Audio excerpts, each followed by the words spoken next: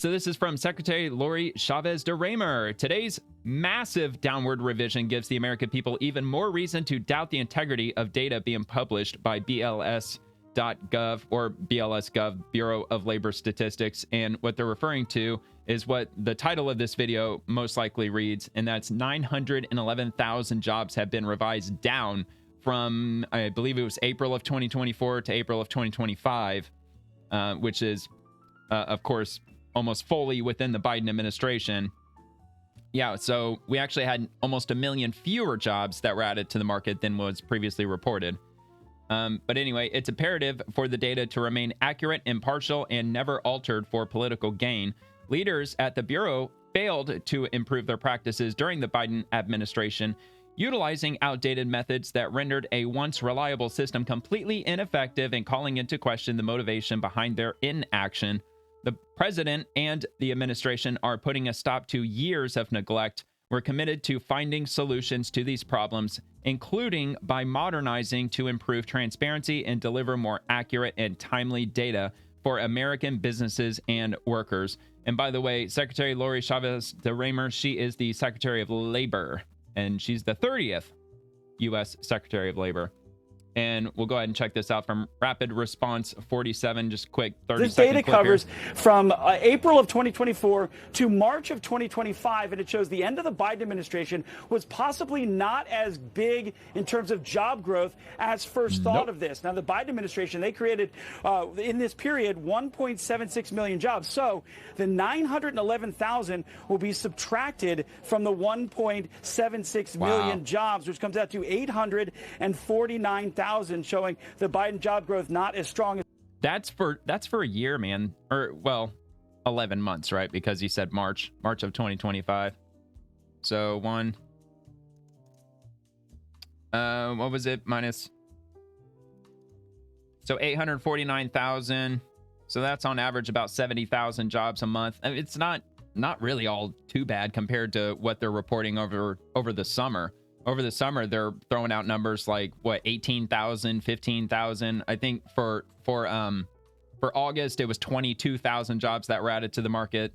So still not too bad, really. It's still probably not good historically. It's still probably kind of piss poor historically. However, they're eating a lot of shit because the BLS is supposed to be a reliable data collection agency. The Bureau of Labor Statistics, for crying out loud. His first thought. Oh, it's already done. All right. Should have let it play for one more second, but that's all right. So Mark Wayne Mullen, largest downward revision ever.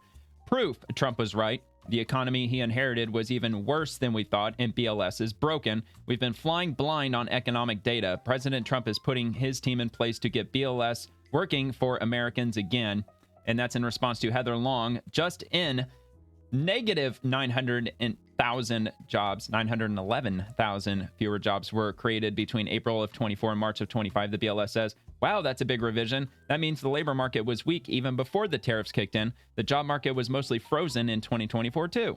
Average job gains before revision, 140,000 a month. Average job after, 71,000 a month. And they're adding a note. This annual revision process is normal. The BLS does it every year. Last August, the BLS reported negative 818,000 jobs. So 818,000 fewer jobs. Yes, these are large negative revisions. Why? It's mainly due to problems accounting for new and closed businesses since the pandemic. Well, yeah, of course, they got an answer for everything. 911,000 fewer jobs were created between April 24 and March 25 than previously thought.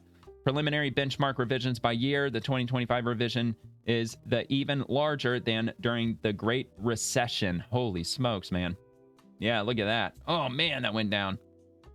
All right. And we got another one from Rep. Eric Swalwell, of all people. These numbers are horrible. When does Trump fire the person in charge of numbers? I thought that was hilarious because if you follow political news on a daily basis, or even somewhat, you probably remember just a few weeks ago, Trump did fire the person in charge. And I couldn't remember her name offhand, and I did get her name, and that's why I dropped this just an hour ago. He just did, you goofball. He fired the head of BLS, Erica McInterfer, a few weeks ago. And yeah, she was the head of BLS.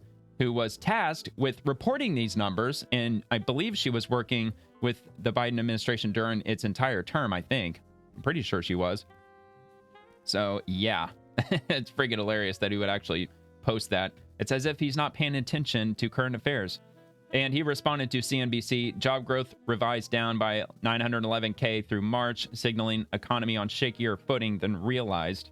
And from Newswire, U.S. Census Bureau, official poverty rate is now at 10.6%. And responding to themselves around the same time 8 hours ago, government review shows U.S. added 911K fewer jobs than first reported, biggest revision on record. On record. And here's the next one. When Trump fired the Bureau of Labor Statistics commissioner for incompetence, the fake news had a giant meltdown, claiming that he only did it because he didn't like the jobs numbers. Now it turns out she overstated Biden's 2024 job growth by 1 million, which is the biggest revision in history. Looks like Trump deserves an apology, and the Bureau of Labor Statistics deserves a purge, as they certainly do. And responding to leading report, which I already read, and moving to libs of TikTok from 6 hours ago. Remember last year when they revised job numbers and found that 818,000 jobs were created under Biden that didn't exist because they revised that number down last year? Well, they just revised the numbers again and found that another 911,000 jobs didn't exist. Democrats lie about literally everything. So this was from last year. This was from August 21st of 2024, the headline on the left. U.S. added 818,000 fewer jobs than thought, adding to concerns about the economy. The annual change has been anticipated by market observers who fear the Federal Reserve should have cut rates sooner.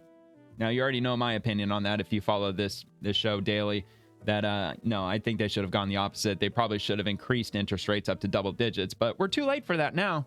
They should have done that back in like 2021, because otherwise the housing market may have not exploded to the extent that it has. So anyway, on the right, the U.S. created 911,000 fewer jobs than previously thought in the 12 months through March, and that was posted today. The revision draws fresh attention to the weakening U.S. labor market, which averaged only 29,000 jobs for the 3 most recent months. Wow. Holy shit.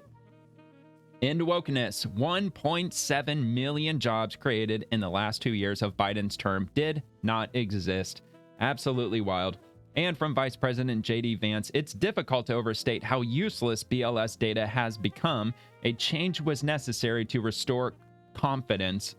And Heather Long, which I already read. And I think that's all we've got for that one. Oh, no, hold on. I think we got another one here. So from the Treasury Secretary Scott Bessent, let's see, who is this? This is Kirsten Welker, moderator of Meet the Press. And she pushed back last week when I warned that the BLS jobs data would show a massive downward revision.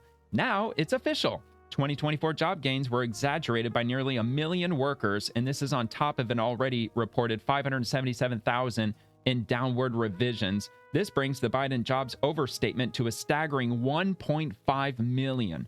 The truth, President Trump inherited a far worse economy than reported, and he's right to say the Fed is choking off growth with high rates. Let's take a listen. Mr. Secretary, you know, the economy did add nearly 500,000 manufacturing jobs under former President Again, I think Biden. this is last week.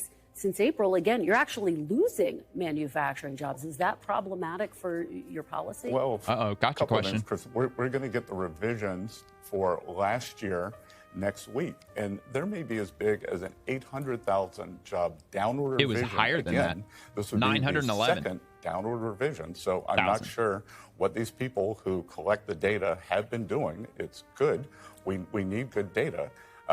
Secondly, what we are seeing is the jobs that are being created are going to either native-born or legal Americans.